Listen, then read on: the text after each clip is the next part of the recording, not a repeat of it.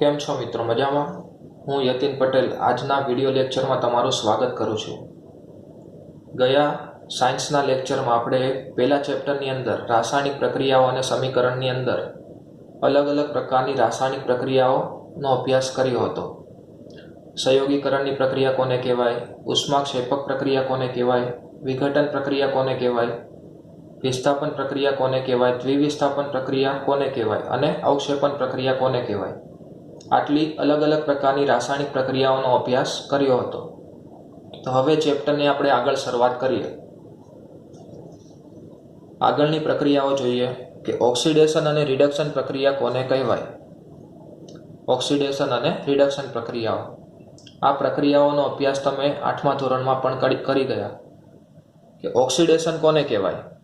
Oxidation પ્રક્રિયા તો નામ ઉપરથી તમને ખબર પડી જતી હશે કે જે રાસાયણિક પ્રક્રિયા દરમિયાન ઓક્સિજન ઉમેરાય અથવા તો હાઇડ્રોજન દૂર થાય. મિત્રો, જે રાસાયણિક પ્રક્રિયા દરમિયાન ઓક્સિજન ઉમેરાય અથવા હાઇડ્રોજન દૂર થાય, વચ્ચે અથવા શબ્દ લખજો અને ના લખતા. કે ઓક્સિજન ઉમેરાય છે અથવા તો હાઇડ્રોજન દૂર થાય છે, બંનેમાંથી કોઈ પણ એક થવું જરૂરી છે. ઓક્સિજન ઉમેરાવો જરૂરી છે અથવા તો હાઇડ્રોજન દૂર થવો જરૂરી છે. તો એવી રાસાયણિક પ્રક્રિયાને ઓક્સિડેશન પ્રક્રિયા કહી શકાય. કેટલાક ઉદાહરણ જોઈએ એટલે તમને ખબર પડે. કાર્બનને સળગાવવાની પ્રક્રિયા જોઈએ. સી એટલે કોલસો, કાર્બન. કોલસાને તમે હવાની હાજરીમાં, ઓક્સિજનની હાજરીમાં સળગાવો તો તમને ખબર છે કાર્બન ડાયોક્સાઇડ બને, કેમ કે કોલસાને સળગાવવાથી ધુમાડો નીકળે છે અને ધુમાડો નીકળે એ શેનો હોય? Carbon dioxide. તો કાર્બનને સળગાવવાથી, કોલસાને સળગાવવાથી કાર્બન ડાયોક્સાઇડ મળે છે. તમે અહીંયા જુઓ તો ખાલી કાર્બન હતું તો કાર્બન ડાયોક્સાઇડ બને છે. એટલે કે શું થાય? ઓક્સિજનનો ઉમેરો થાય છે. ઓક્સિજનનો ઉમેરો થતો હોવાથી આ પ્રક્રિયા કેવી થશે મિત્રો? ઓક્સિડેશન પ્રક્રિયા થશે. ખબર પડી કે કોલસાને હવાની હાજરીમાં તમે સળગાવો છો તો કાર્બન ડાયોક્સાઇડ બને છે. તો અહીંયા સૌથી પહેલા ખાલી કાર્બન હતું તો કાર્બનમાંથી કાર્બન ડાયોક્સાઇડ બને છે, એટલે કે ઓક્સિજન ઉમેરાય છે. અને ઓક્સિજન ઉમેરાતો હોય તો આ પ્રક્રિયાને કેવી કહેવાય? ઓક્સિડેશન પ્રક્રિયા કહી શકાય.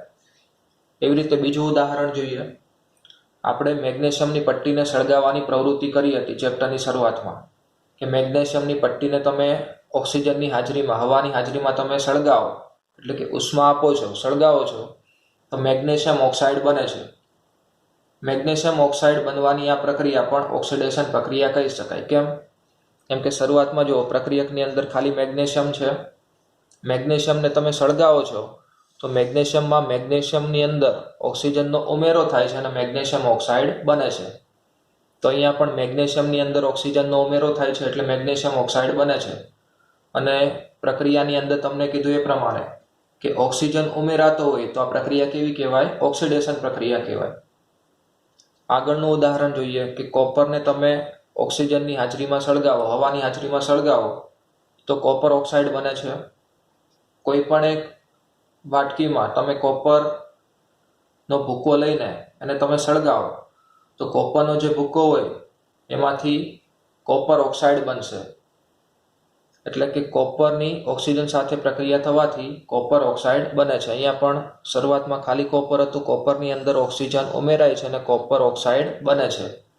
તો આ પ્રક્રિયા પણ ઓક્સિડેશન પ્રક્રિયા કહી શકાય. તો ઉપરની જે પણ પ્રક્રિયાઓ લખી આપણે, એમાં કાર્બન, મેગ્નેશિયમ અને કોપર એ દરેકની અંદર ઓક્સિજન ઉમેરાય છે અને ઓક્સિજન ઉમેરાતો હોવાથી આ પ્રક્રિયાને ઓક્સિડેશન પ્રક્રિયા કહી શકાય. ખબર પડી મિત્રો ઓક્સિડેશન પ્રક્રિયા કોને કહેવાય? તમારે ખાલી એટલું જ યાદ રાખવાનું કે જે રાસાયણિક પ્રક્રિયા દરમિયાન ઓક્સિજનનો ઉમેરો થતો હોય અથવા તો હાઇડ્રોજન દૂર થતો હોય, બેમાંથી કંઈ પણ એક થવું જરૂરી છે. ઓક્સિજન ઉમેરાય અથવા તો હાઇડ્રોજન દૂર થાય, તો એવી બધી જ રાસાયણિક પ્રક્રિયાઓને ઓક્સિડેશન પ્રક્રિયા કહી શકાય. તમને ઉદાહરણો કીધા મેં. કોપર, કાર્બન છે, કાર્બનનું દહન કરવાનું, કોલસાનું દહન કરો તો પણ ઓક્સિજન ઉમેરાય. કાર્બનમાં ઓક્સિજન ઉમેરાય છે એટલે કાર્બન ડાયોક્સાઇડ. મેગ્નેશિયમને સળગાવવાની પ્રક્રિયા છે, એમાં પણ મેગ્નેશિયમમાં ઓક્સિજન ઉમેરાય છે એટલે એ પણ ઓક્સિડેશન પ્રક્રિયા થાય. કોપરનો ભૂકો લઈ તમે દહન કરો તો કોપર ઓક્સાઇડ, કાળા રંગનો કોપર ઓક્સાઇડ બને છે. તો આ પ્રક્રિયા પણ કેવી થાય? ઓક્સિડેશન પ્રક્રિયા થશે. આગળ આપણે રિડક્શન પ્રક્રિયાઓ વિશે જોઈએ. તો ઓક્સિડેશન પ્રક્રિયામાં તમને એવું કીધું કે ઓક્સિજન ઉમેરાય અથવા તો હાઇડ્રોજન દૂર થાય. પણ રિડક્શન પ્રક્રિયામાં તમારે એનાથી ઉલટું કરવાનું, કે જે રાસાયણિક પ્રક્રિયા દરમિયાન ઓક્સિજન દૂર થાય અથવા તો હાઇડ્રોજન ઉમેરાય. જે રાસાયણિક પ્રક્રિયા દરમિયાન મિત્રો ઓક્સિજન દૂર થાય, ઓક્સિજન ગુમાવે અથવા તો હાઇડ્રોજન મેળવે, ઓક્સિજન દૂર થતો હોય અથવા તો હાઇડ્રોજન ઉમેરાતો હોય, તો એવી પ્રક્રિયાને રિડક્શન પ્રક્રિયા કહી શકાય. અહીંયા પણ મિત્રો વચ્ચે અથવા શબ્દ લખ્યો છે એ ખાસ ધ્યાનમાં રાખજો, કે જે રાસાયણિક પ્રક્રિયા દરમિયાન પદાર્થ ઓક્સિજન ગુમાવે એટલે કે ઓક્સિજન દૂર થતો હોય અથવા તો હાઇડ્રોજન મેળવતો હોય, તો એવી પ્રક્રિયાને રિડક્શન પ્રક્રિયા કહી શકાય. આના પણ કેટલાક ઉદાહરણ જોઈએ. કોપર ઓક્સાઇડ છે, એના પર તમે હાઇડ્રોજન વાયુ પસાર કરો તો કોપર પ્લસ H2O એટલે કે કોપર ઓક્સાઇડ તો એમાંથી ઓક્સિજન દૂર થાય છે અને ખાલી કોપર મળે છે. અહીંયા તમે જોઈ શકો છો મિત્રો કે અહીંયા કોપર ઓક્સાઇડ છે. કોપર ઓક્સાઇડનું રિડક્શન થવાથી કોપર મળે છે. અહીંયા ઓક્સિજન દૂર થાય છે. કોપર ઓક્સાઇડમાંથી ઓક્સિજન દૂર થવાથી તમને કોપર મળે છે. અને વ્યાખ્યામાં કીધું એ રીતે કે ઓક્સિજન દૂર થતો હોય તો એ પ્રક્રિયા કઈ કહેવાય? રિડક્શન પ્રક્રિયા કહી શકાય. આગળ ઉદાહરણ જોઈએ કે કાર્બન ડાયોક્સાઇડ છે, એના પર તમે હાઇડ્રોજન વાયુ પસાર કરો તો કાર્બન ડાયોક્સાઇડ હતા એમાંથી કાર્બન મોનોક્સાઇડ CO એટલે કાર્બન મોનોક્સાઇડ પ્લસ H2O બને છે. અહીંયા પણ તમે જોઈ શકો છો કે કાર્બન ડાયોક્સાઇડમાં 2 ઓક્સિજનના પરમાણુઓ હતા, પણ કાર્બન મોનોક્સાઇડની અંદર ઓક્સિજનના કેટલા પરમાણુ છે? 1. એટલે આમાં પણ ઓક્સિજન દૂર થાય છે, ને ઓક્સિજન દૂર થતો હોવાથી આ પ્રક્રિયાને કઈ કહી શકાય? તો રિડક્શન પ્રક્રિયા કહી શકાય. એવી રીતે આગળનું ઉદાહરણ જોઈએ કે મેગ્નેશિયમ ઓક્સાઇડ હતા. મેગ્નેશિયમ ઓક્સાઇડ પર તમે હાઇડ્રોજન વાયુ ઉમેરો તો મેગ્નેશિયમ ઓક્સાઇડમાંથી ઓક્સિજન દૂર થાય છે અને મેગ્નેશિયમ મળે છે. અહીંયા તમે જોઈ શકો છો કે મેગ્નેશિયમ ઓક્સાઇડ હતા એમાંથી ઓક્સિજન દૂર થવાથી મેગ્નેશિયમ મળે છે. તો અહીંયા પણ જો ઓક્સિજન દૂર થાય છે અને ઓક્સિજન દૂર થતો હોવાથી આ પ્રક્રિયા કઈ કહી શકાય? તો રિડક્શન પ્રક્રિયા કહેવાય. એટલે ઉપરની જે પ્રક્રિયાઓ લખી એમાં કોપર ઓક્સાઇડ, કાર્બન ડાયોક્સાઇડ અને મેગ્નેશિયમ ઓક્સાઇડ આ દરેક ઓક્સિજન ગુમાવે છે. તમે જોયું મિત્રો, દરેક શું કરે છે? ઓક્સિજન ગુમાવે છે. એટલે કે કોપર ઓક્સાઇડમાંથી કોપર બને છે. કાર્બન ડાયોક્સાઇડ હતા તો એમાંથી પણ ઓક્સિજન દૂર થઈને કાર્બન મોનોક્સાઇડ બને છે. અહીંયા ઓક્સિજનના 2 પરમાણુ હતા, પણ કાર્બન મોનોક્સાઇડમાં ઓક્સિજનનો 1 જ પરમાણુ છે.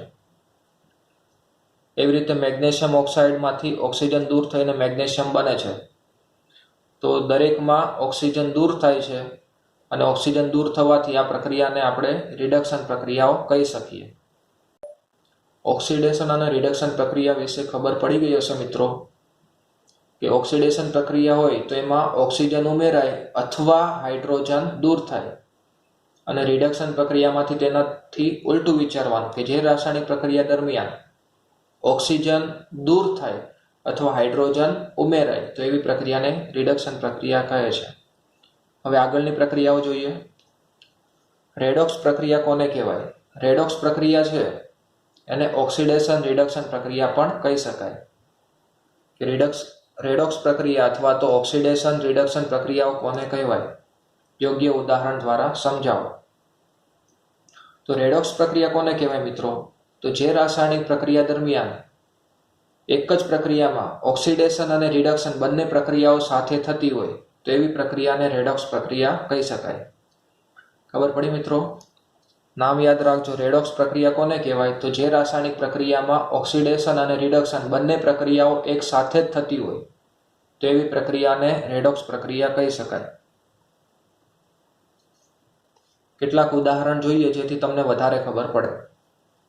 તો મિત્રો અહીંયા એક ઉદાહરણ લખેલું છે કે કોપર ઓક્સાઇડ પર હાઇડ્રોજન વાયુ તમે પસાર કરો તો કોપર પ્લસ H2O બને છે. હવે આ પ્રક્રિયાની અંદર ઓક્સિડેશન અને રિડક્શન પ્રક્રિયા બંને સાથે થાય છે. કેવી રીતે એ આપણે જોઈએ. મિત્રો તમે અહીંયા જોઈ શકો છો કે હાઇડ્રોજન વાયુ છે, પ્રક્રિયકની અંદર હાઇડ્રોજન વાયુ, એમાં ઓક્સિજન ઉમેરાય છે. હાઇડ્રોજન વાયુ હતા એમાં ઓક્સિજન ઉમેરાય, અને જે રાસાયણિક પ્રક્રિયામાં ઓક્સિજન ઉમેરાતો હોય તો એ પ્રક્રિયા કઈ કહેવાય? ઓક્સિડેશન પ્રક્રિયા. તો આ પ્રક્રિયા કઈ થશે? ઓક્સિડેશન. એવી રીતે તમે જોઈ શકો છો કે કોપર ઓક્સાઇડ હતા, કોપર ઓક્સાઇડમાંથી કોપર બને છે, ઓક્સિજન દૂર થાય છે. કોપર ઓક્સાઇડમાંથી ઓક્સિજન દૂર થવાથી કોપર બને છે, અને કોપર ઓક્સાઇડ હોય જે પણ પ્રક્રિયામાં ઓક્સિજન દૂર થાય તો એ પ્રક્રિયાને રિડક્શન પ્રક્રિયા કહેવાય. તો આ પ્રક્રિયા કઈ થશે? રિડક્શન. ખબર પડી મિત્રો કે જે રાસાયણિક પ્રક્રિયા દરમિયાન ઓક્સિડેશન અને રિડક્શન પ્રક્રિયાઓ બંને પ્રક્રિયાઓ એક સાથે થતી હોય તો એવી પ્રક્રિયાને રેડોક્સ પ્રક્રિયા કહે છે. આપણે જે ઉદાહરણ જોયું કે કોપર ઓક્સાઇડને તમે હાઇડ્રોજન વાયુ સાથે પ્રક્રિયા કરો, ગરમી આપો તો કોપર અને H2O પાણી બને છે. તો અહીંયા હાઇડ્રોજનમાં ઓક્સિજન ઉમેરાય એટલે ઓક્સિડેશન પ્રક્રિયા થાય, અને કોપર ઓક્સાઇડ હતા, કોપર ઓક્સાઇડમાંથી ઓક્સિજન દૂર થાય છે, તેથી રિડક્શન પ્રક્રિયા થાય છે. તો ઓક્સિડેશન અને રિડક્શન બંને પ્રક્રિયાઓ સાથે થતી હોવાથી આ પ્રક્રિયાને રેડોક્સ પ્રક્રિયા કહી શકાય. બીજું ઉદાહરણ જોઈએ તો ઝિંક ઓક્સાઇડ, એની તમે કાર્બન સાથે પ્રક્રિયા કરો, કોલસા સાથે પ્રક્રિયા કરો તો zinc plus carbon monoxide CO બને છે, Zn+CO, zinc plus carbon monoxide. અહીંયા તમે જોઈ શકો છો કે અહીંયા ખાલી કાર્બન જ છે. કાર્બનમાં ઓક્સિજન ઉમેરાવાથી કાર્બન મોનોક્સાઇડ બને છે. કાર્બનની અંદર ઓક્સિજન ઉમેરાવે એટલે કાર્બન મોનોક્સાઇડ બન્યો, અને ઓક્સિજન ઉમેરાય તો એ પ્રક્રિયાને ઓક્સિડેશન પ્રક્રિયા કહી શકાય. તો આ પ્રક્રિયા ઓક્સિડેશન થશે. એવી રીતે ઝિંક ઓક્સાઇડ છે, ઝિંક ઓક્સાઇડમાંથી ઝિંક બને છે. તો અહીંયા ઝિંક ઓક્સાઇડ, એમાંથી ઓક્સિજન દૂર થવાથી ઝિંક બને છે, અને ઓક્સિજન દૂર થાય તો પ્રક્રિયા કઈ થશે? રિડક્શન પ્રક્રિયા થાય. ખબર પડી મિત્રો કે અહીંયા ઝિંક ઓક્સાઇડ હતા, એમની કાર્બન સાથે પ્રક્રિયા કરીએ તો ઝિંક પ્લસ કાર્બન મોનોક્સાઇડ બને છે. કાર્બનમાં ઓક્સિજન ઉમેરાવાથી કાર્બન મોનોક્સાઇડ બને એટલે ઓક્સિડેશન પ્રક્રિયા થશે. ઝિંક ઓક્સાઇડ છે એમાંથી ઓક્સિજન દૂર થવાથી ખાલી ઝિંક બને છે, અને ઓક્સિજન દૂર થતો હોવાથી અહીંયા રિડક્શન પ્રક્રિયા થાય છે તેમ કહી શકાય. ઉપરની જે પ્રક્રિયાઓ જોઈ મિત્રો, એમાં કોપર ઓક્સાઇડનું કોપરમાં અને ઝિંક ઓક્સાઇડનું ઝિંકમાં રિડક્શન થાય છે. એટલે કે કોપર ઓક્સાઇડનું કોપરમાં રિડક્શન થાય અને ઝિંક ઓક્સાઇડનું ઝિંકમાં રિડક્શન થાય છે, કેમ કે બંનેમાં ઓક્સિજન વાયુ દૂર થાય છે, અને ઓક્સિજન વાયુ દૂર થતો હોવાથી આ પ્રક્રિયાને કઈ કહેવાય? રિડક્શન કહેવાય. એવી જ રીતે હાઇડ્રોજનનું H2Oમાં અને કાર્બનનું COમાં, કાર્બન મોનોક્સાઇડમાં ઓક્સિડેશન થાય છે. કે અહીંયા H2 છે, H2ની અંદર ઓક્સિજન ઉમેરાય છે એટલે ઓક્સિડેશન થઈ ગયું H2Oમાં. કાર્બનમાં પણ ઓક્સિજન ઉમેરાય છે એટલે કાર્બનનું પણ શું થાય છે? ઓક્સિડેશન થાય છે.